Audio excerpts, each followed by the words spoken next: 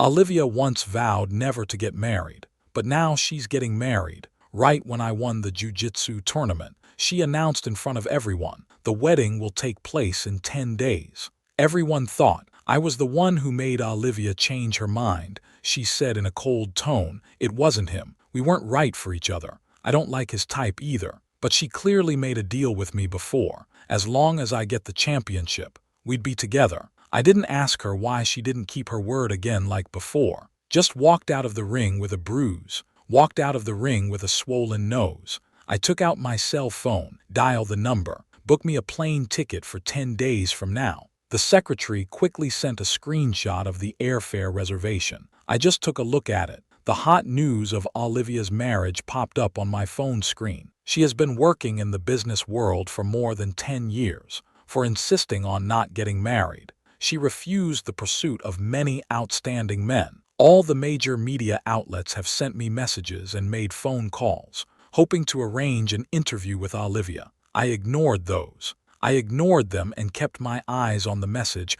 Olivia sent me. See you at the usual place. I'll see you at the usual place. My heart raced. I simply replied, The lounge was empty, so quiet you could only hear my breathing. I just finished 3 games. Exhausted, this tiredness. Much like my relationship with Olivia. Originally, if I won the game today, Olivia would have agreed to go out with me. I can't remember how many times I've been knocked out by that opponent, but I knew in my heart I couldn't lose, must win. I got the championship medal. But then Olivia announced her marriage somehow. I didn't have the strength to ask her this time. The old place she was talking about, it's a hidden tavern we always go to. The owner was a friend of ours for years, known each other for almost 10 years. When I pushed the door in, I saw a man sitting next to Olivia. He looked young, loves to laugh, full of youthfulness. I stopped by to get my favorite beer out of the fridge, thought about it, took another bottle, walked over. I put the other bottle in front of the man. Olivia grabbed it immediately. He can't drink such strong alcohol. You think everyone is like you, like a beast. She poured the man a glass of sake. I smiled subconsciously, opened the beer bottle cap with my teeth, poured 3 gulps. A lot of people want to interview you. See, I asked her. She looked at the man. I don't care, just make the arrangements. But don't disclose Ethan's identity just yet. I'm afraid they'll turn on him. Ethan is the mountain kid Olivia has been sponsoring. She raised him. Now he's come to confess his love to her. I thought Olivia would do what she always does, keeping her distance from anyone of the opposite sex. But she's different this time. She's taken a surprisingly strong interest in Ethan. By now, she has decided to marry him. Come on, let's toast. Celebrate Jack's victory. I dully picked up the wine glass, drinking it 1 sip at a time. My eyes fall on Olivia's face as she smiles at Ethan. Heart clogging up. The wine didn't taste as good as it used to. Old Jack, I'm getting married in 10 days. You can help me organize it. You know me. Olivia suddenly sat next to me. Her familiar scent wafted over. I moved to the side. Leave the wedding to the team. I've been busy with other things lately. In a rare move, I declined her offer. She froze for a moment, asked jokingly, what is it? What else is more important than my business? I nodded, mentally counting the days. The matter of leaving you. Now it's more important than you. I've always unconsciously avoided Olivia, but I can't. Ethan stopped me at the gym. Smiling, he asked if I could teach him to ride. He said he wanted to hold Olivia's hand at the wedding and ride out together on a white horse. Ethan imagined the scene. He thought it must be especially romantic, because Olivia has always loved romance. I mentally retorted, she doesn't like romance at all. Olivia is a very smart and sensible woman. She hates everything that's unrealistic and impractical. Because of that, she's a fish out of water in a male-dominated business world. She's no longer a little girl. She no longer fantasizes about princesses and princes. She seeks control and security. I know her well, to the bone. After she knew what Ethan was thinking, she happily threw her arms around his neck. Old Jack, you teach him to ride. I'll buy you that motorcycle you wanted. Olivia asked me to go to the horse farm, and she brought Ethan with her. I was silent. Looking at her as a stranger. She seemed to have forgotten. The motorcycle was a gift she'd promised me before. After all these years, it's not that I can't afford a motorcycle. I only wanted the one she gave me. But now, I don't want it either. No need. I'll teach him. Why? I thought motorcycles were your favorite. Olivia is confused. I just don't need it anymore. Because I won't need it anymore, I said silently. Then helped Ethan put on the saddle. Told him what he needed to pay attention to. Ethan is quite smart. It didn't take long for him to be able to ride slowly on his own. But he wanted to run before he could walk. When he saw that I could ride fast, he wanted to try to speed up too. Olivia yelled over the fence, "Ethan, slow down, slow down." Ethan can't control the horse. He was thrown off the horse. Olivia and I ran over to him. He was about to get up. Olivia held him up and asked, "How's it going? Are you hurt? Does it hurt?" Ethan smiles, a little embarrassed. "I'm fine. I was prepared when I fell. It didn't hurt." Olivia breathes a sigh of relief, turns to me and frowns. "How did you teach him? You didn't watch him. He's never ridden a horse before. You should have taken care of him. Luckily, he's fine this time." "What if a horse steps on him next time?" I said coldly. I told him not to rush. Olivia wanted to question me. Ethan hurriedly persuaded her, "Don't be angry. It's not Jack's fault. I was the one who was in a hurry. I pulled my horse and turned my head." Don't want to argue with Olivia. She was so angry that she dragged Ethan away. "Let's go. Find a professional teacher to teach you." "I don't need him." I watched their backs as they walked next to each other. I feel Olivia has changed. I used to protect her. I was beaten by a dozen people. Only then did she ask me if it hurt. She even cried when she gave me medicine, said she must climb to the highest place, not let anyone bully us. It's these moments that made me fall in love with Olivia, made me slowly fall in love with Olivia. She knows, but she didn't seem to care. Olivia took Ethan with her. Her horse approached me. She touched my face gently, as if to comfort me, as if to comfort me. I frowned, reached out and touched it. "You think she's different too, right?" Ethan rode Olivia's horse. Before that, no one could ride that horse but her. No one could ride that horse. Olivia's already picked out her dress. She's finalized the guest list. A few days before the wedding, she suddenly got very drunk when Ethan called me. I was organizing the few pieces of luggage I had. He said, "Brother Jack, Olivia was drunk, won't go with me, only said she wanted you to come." I noticed Ethan's tone was a bit reluctant. He said, "When she's drunk, you can just take her away. Every time Olivia gets drunk, I'm the one who takes care of her, but this time, I don't want to go." Ethan stammered, but he doesn't know what to do either. I can hear Olivia slurring her words over the phone all these years, how drunk she was, and never fell asleep outside. Only the moment she sees me, she could really let go. I thought Ethan could do it, but he couldn't do anything for her. I sighed. I thought about how few days I had left. One last time. This was definitely the last time. I arrive at the tavern. I see Olivia pushing Ethan's hand away. Ethan is her fiancé, standing off to the side looking uncomfortable. I walk over and say, "Olivia, it's time to go home." Olivia said in a daze that she wanted to go home. Then she opened her eyes hard. She sees me. She finally calmed down. She finally calmed down and let me take her home with Ethan. Ethan was busy at home making her honey water. I placed her on the bed, was about to leave. She suddenly sat up, grabbed my arm and said, "Old Jack, wedding day, you come to see me off. I have no parents. You're my family, you'll see me off." My heart is clenched tightly. That's right, we are family, but she's also my lover. I can't give her away with my own hands. "I can't," I whispered. Olivia sneered, a flash of energy. She rose from the bed looking down at me.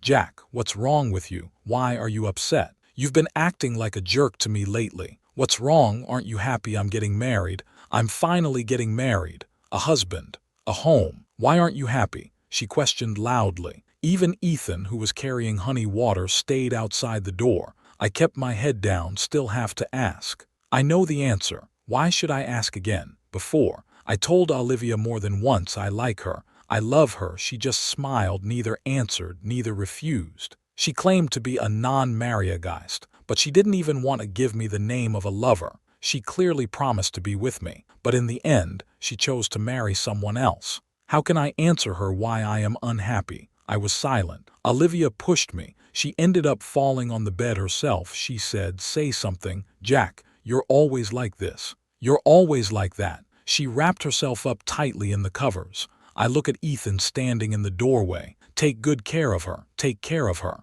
Make her polenta in the morning. She likes it," I said. Ethan nodded, walked me to the door. He hesitated for a moment, said, "Brother Jack, I'll take care of her. Better than you did. I'll make her feel safe in the future, to be able to rely on me." I froze for a moment. I didn't realize he understood it all. He was showing me his dominance. I smiled slightly, nodded my head. I was ready to leave. What happens in the future is none of my business, but I didn't expect. The next day, Olivia would ask me again for Ethan. "Jack, what did you say to Ethan again? You know he's very sensitive. He's paranoid. Why did you tell him about us?" Olivia sat on the high-grade boss chair in the office. She asked me in a cold tone. I raised my eyebrows. Rhetorical question. "What's going on between the two of us? What's going on between the two of us?" Olivia slaps the table heavily, said in a determined tone, "I've said it before. We don't fit." She stood straight. The whole person exuded an undeniable aura. It was an emotion she only showed outside.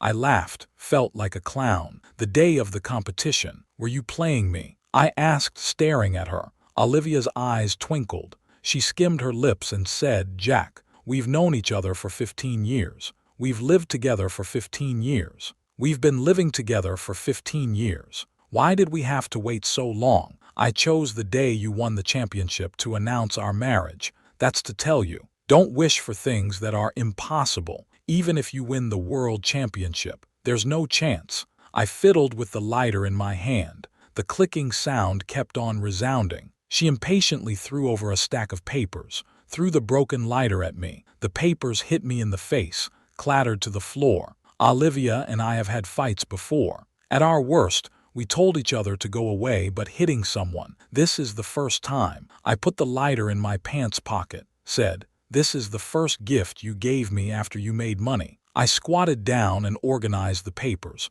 put it on her desk. "Don't worry, I won't affect your marriage with Ethan. I've supported every decision you've made. So what are you worried about, Olivia? I wish you all the happiness in the world." I was walking out of the office the other day. I heard a glass break inside. Between that fight and the wedding day, Olivia and I never saw each other again. Olivia and I never saw each other again. I'm not sure how Ethan behaved around Olivia. He was able to get Olivia to think that I was the one sabotaging their relationship. He's not a simple man. I trust Olivia. I trust Olivia. She's not a little girl who doesn't know any better. She doesn't need my protection anymore. Olivia's wedding was a big one. There were a lot of guests, top people from all walks of life. The wedding was a big hit, and Ethan became the lucky man who got his big break in everyone's eyes. In the bridal waiting room, Olivia kept calling me. She messaged me, "Jack, Jack, where are you? Where are you? Didn't you say you'd wish me happiness?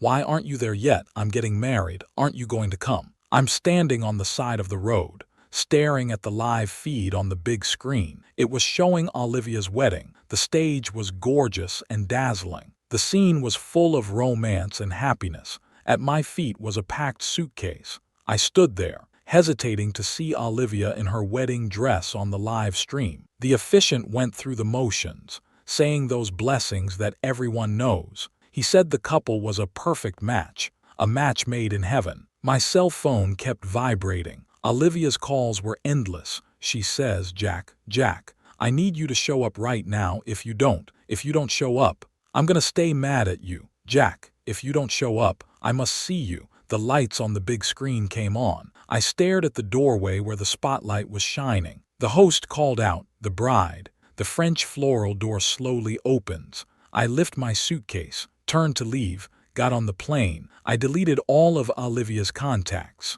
Outside the window, the clouds were dense.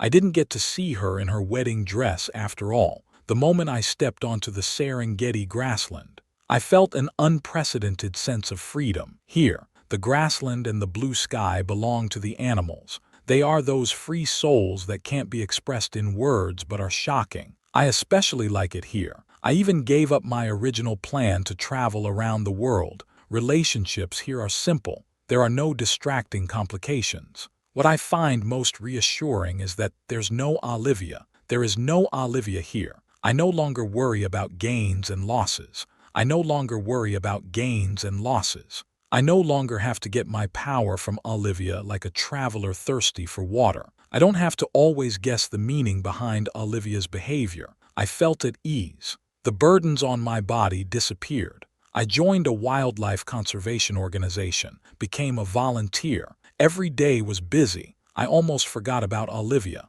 until someone rolled over and brought me news. Something had happened to Olivia and the company. I smoked all night that night. It was almost dawn. Sophia put out the cigarette in my hand. She whispered, "Go back, I'll accompany you." I smiled helplessly, nodded in agreement, boarded the flight back home with her. After the plane landed, the secretary saw Sophia beside me, visibly froze. "Olivia is in the middle of a board meeting. Let me take you directly to the company." "This lady, let me arrange a hotel for her first." I took Sophia's hand, said, "No need, she is with me." The secretary nodded, a difficult look on her face. No words were spoken all the way, back to that familiar building. All the memories of the past came flooding back. Sophia and I's temperament doesn't fit in at all with the busy atmosphere of the elites here. Jack is back. He's got a tan again. Olivia is in the middle of a board meeting. Jack Suk came back to help Olivia. I knew he wouldn't leave Olivia alone. Is that his girlfriend next to Jack Suk? Jack has a girlfriend. Olivia has a girlfriend. Stop it. Sophia and I were led to Olivia's office. Everything is the same as before. Only the desk is full of papers. I can tell Olivia is busy. The sound of heels rushing by the door. She's running to get here. Old Jack. Olivia stands in the doorway. The tone is full of excitement. She has a frown on her face, looking tired, but still had a smile on her face. However, that smile immediately disappears at the sight of Sophia. Olivia's eyes swept between Sophia and me, as if she immediately understood something. She immediately exuded a majestic aura. Her chin also raised involuntarily. "Jack, why didn't you get your friend settled? Why did you bring your friend to the office?" She leaned against her desk, arms crossed, looking at Sophia with sharp eyes. I smiled. I smile and introduce myself to Olivia without a care in the world. "Olivia, this is Sophia." Olivia slowly walks up to me. Olivia slowly walked up to me, her eyes fixed on me. "Old Jack, you brought her here on purpose. You brought her here on purpose to tell me that you've been away all this time. You found yourself a woman. Why are you still trying me the old-fashioned way?" I raised an eyebrow. That's what she thinks. Then she's thinking a little too much. "Olivia, you've got it all wrong. Sophia's not used to the big city. I'm afraid she'll have to be placed with someone else. She won't fit in. There's one more thing. Sophia is not my woman." Hearing me say that, Olivia's originally tense expression slowly relaxed, but when he heard the second half of my sentence, his expression instantly collapsed. "She is my wife." "Wife?" Olivia asked back through gritted teeth. "You said she's your wife." I nodded my head, confirming the answer. Olivia's eyes immediately redden. She turns abruptly, 2 steps to the table, hands braced on the table.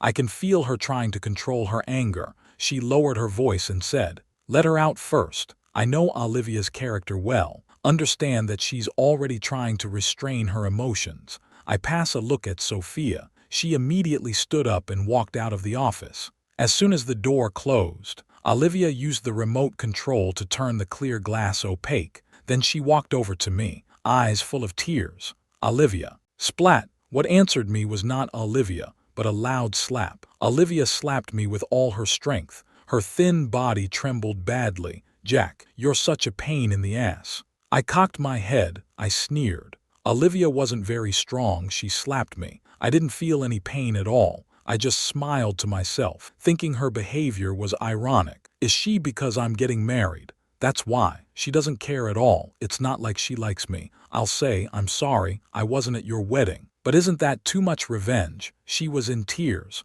Her voice was shaking. "Wedding, don't talk about weddings." She punched me on the shoulder. "The wedding is long gone." "You're an asshole, Jack." "Jack, you left without saying a word. You went to Africa for months. No one could reach you. You know I searched for you in Africa for 3 months. Africa is so big." I couldn't find you at all, but you finally came back. But you told me you got married. What do you mean by that?" Olivia had a complete breakdown. She cried as she spoke, finally crouched down, holding herself tightly. "I canceled the wedding to find you, but you got married. This is a big joke." I stood there, looking down at her tantrum, seriously. When she mentioned canceling the wedding, I was indeed surprised. I didn't think she would come to me without getting married. In that case, why does she still want to get married? Isn't that contradictory? She's so upset. Is it because of me? I don't understand. I knelt down to help her up. She tried to hug me, but I took a step back. She stood still and asked,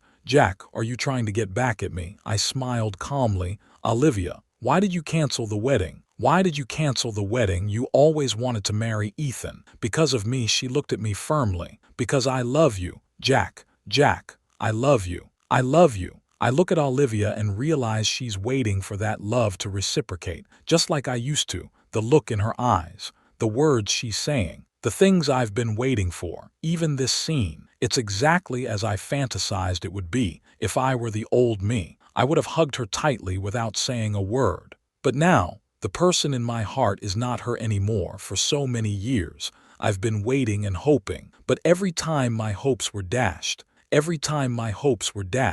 the mood is like falling into the bottomless sea. All around is empty. There is only the silence that scares people. It's a feeling that takes your breath away. You don't even feel like you can go on living. I sighed. "Olivia, I don't love you anymore. I really don't." I met Olivia when I was 15.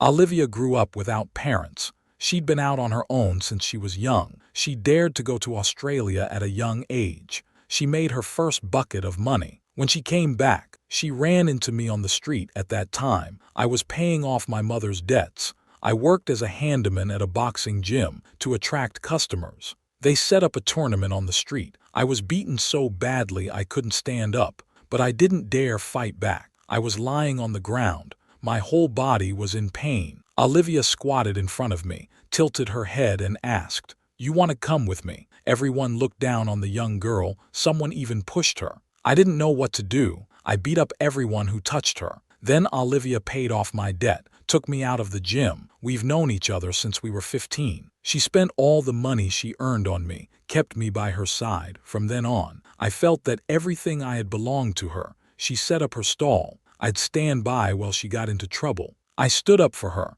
after she entered the business world. She went through a lot of backstabbing. I always kept her safe. I was hospitalized many times because of her. The doctors gave me critical notices. She signed for me. At that time, the doctor asked her what her relationship with me was. She said she was my wife. I've loved her for 15 years. How many people can rely on each other, support each other for such a long time? I believe my relationship with her is very strong. I'm confident in our future. But what about Olivia? She always says we're just friends, good friends, friends who grew up together. She says I'm important, but every time I confessed she refused. She said she would never get married, completely disillusioned with marriage. I decided that as long as I could guard her as a lover and be content, she teased my feelings again and again, and eventually decided to marry someone else. Love is not lost all at once. Love is slowly worn away in disappointment after disappointment. When I decided to leave Olivia for good,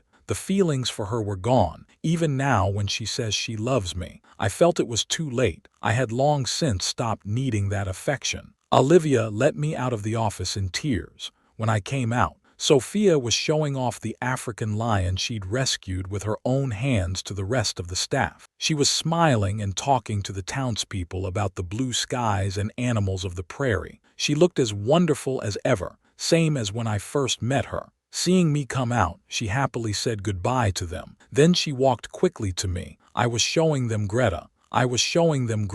They especially liked it. I smiled and looked at her. With everyone watching, pulled her out of the company. Sophia is of mixed Central African descent. Her father is a wildlife researcher, married an African girl. She followed her dad on the African savannah when she was a child, especially liked the feeling of freedom. She's very different from Olivia. She gave me hope for life again. She even gave me the courage to go on living. I took Sophia back to her old home. The house was very clean, not a speck of dust. The secretary told me Olivia had been arranging for someone to clean it. She also said that she had been waiting for me to come back. I looked at Sophia. Mind was only thinking of ending what was in front of me as soon as possible. Then back to the meadow, to see Sophia's Greta. The company has been in big trouble lately. I learned from the secretary's report. A project Olivia had been working on had been targeted by the regulators. Now the program has come to a complete halt.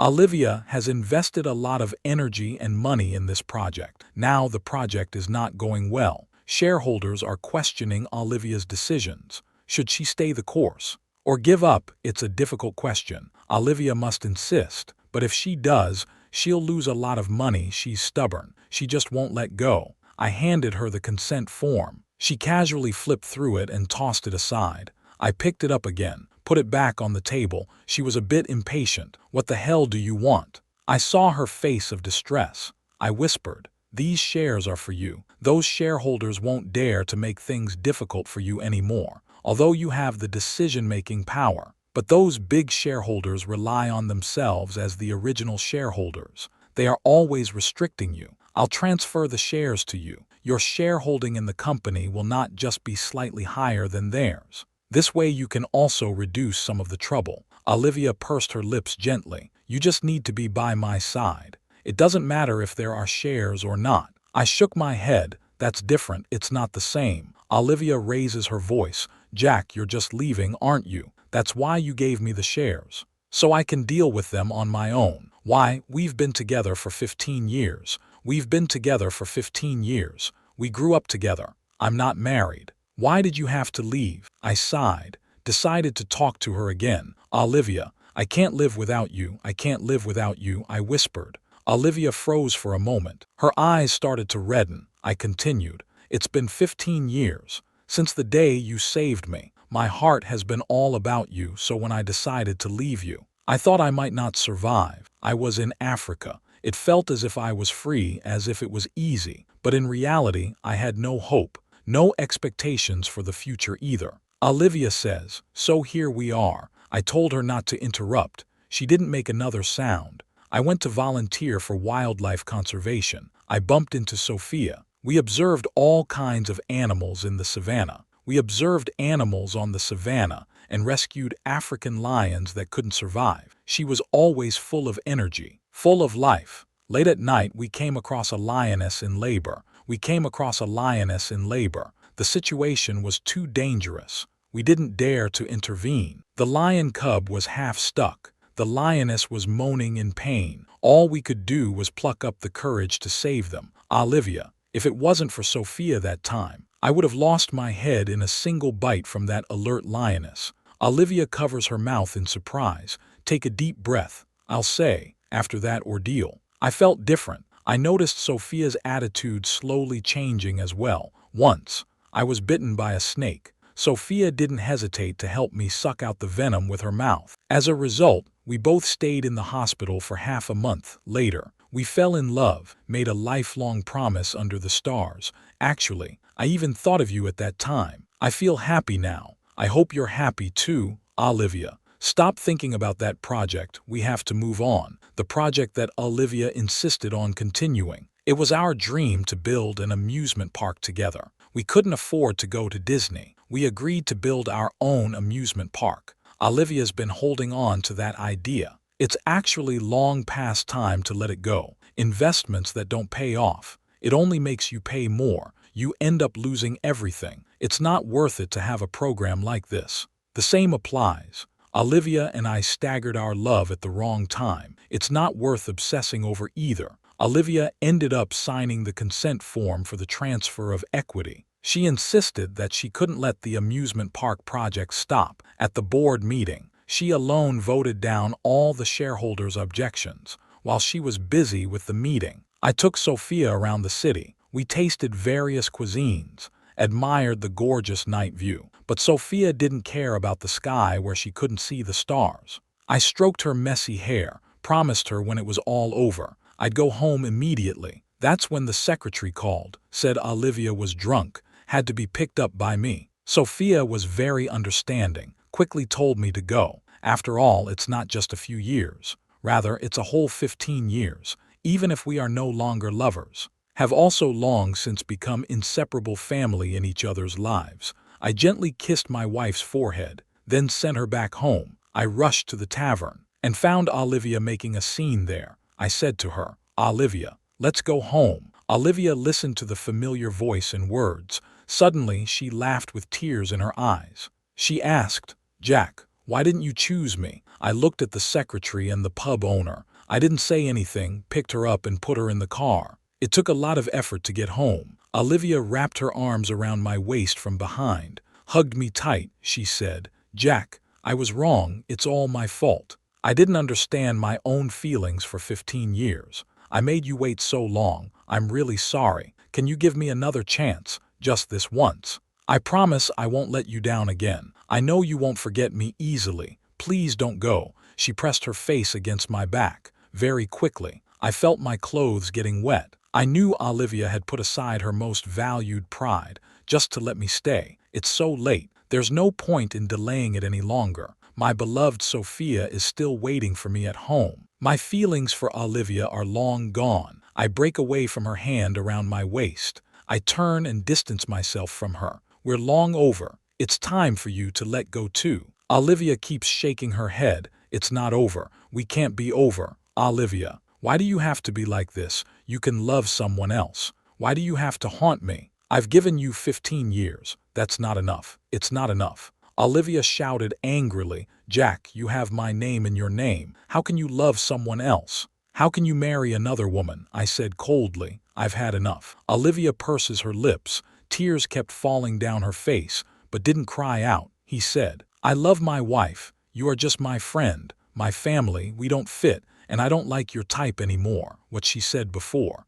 I gave it back to her just the way it was. Olivia is too greedy. We had 15 years to love each other, but she never wanted to know who she loved. She wasted my feelings, and now she wants it back. There's no such thing as a good thing, and there's no one who's ever going to be there for her. I was about to leave Olivia's house. Ethan pushes his way in. He said it here before, that he could take my place in Olivia's heart, but this time, his expression changed completely. I look at Ethan. Suddenly, I understand why Olivia likes him. He's like me when I was younger, stubborn and sensitive, unwilling to admit defeat. He knew that Olivia had always loved me, so he has only one goal. He wanted to use his strengths to drive me out of Olivia's heart,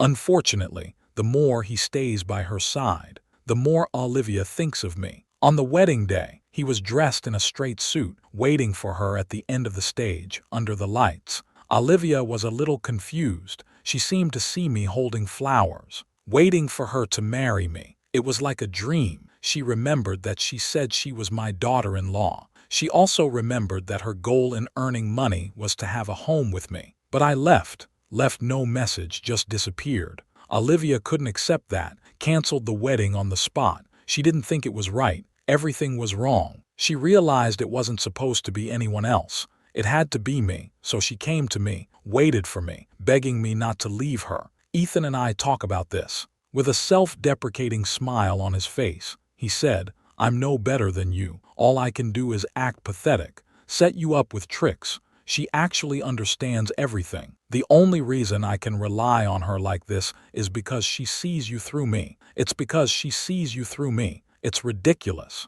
How dare I provoke you?" He's just like Olivia, has also been trapped himself, maybe in the eyes of others. I used to be the same way, but luckily, I was eventually rescued. Olivia's corporate crisis had just been resolved. I booked a flight to Africa the next day. Sophia was spinning happily at home, said Greta must miss her. Greta was the difficult cub I almost lost to the lioness. It survived though, but because the brain was deprived of oxygen for too long, the lower half of his body was paralyzed. Only its front paws can move. Such a lion can't survive in the grassland, so we sent it to a wildlife sanctuary. Sophia took care of it herself. She watched as it used its two front paws to lie on the ground and try to drink milk. The cute way it ate the meat, it made me realize there are no hurdles in life that cannot be overcome. Life is the most precious thing. This is what Sophia taught me. When she rescued me from the lion's mouth,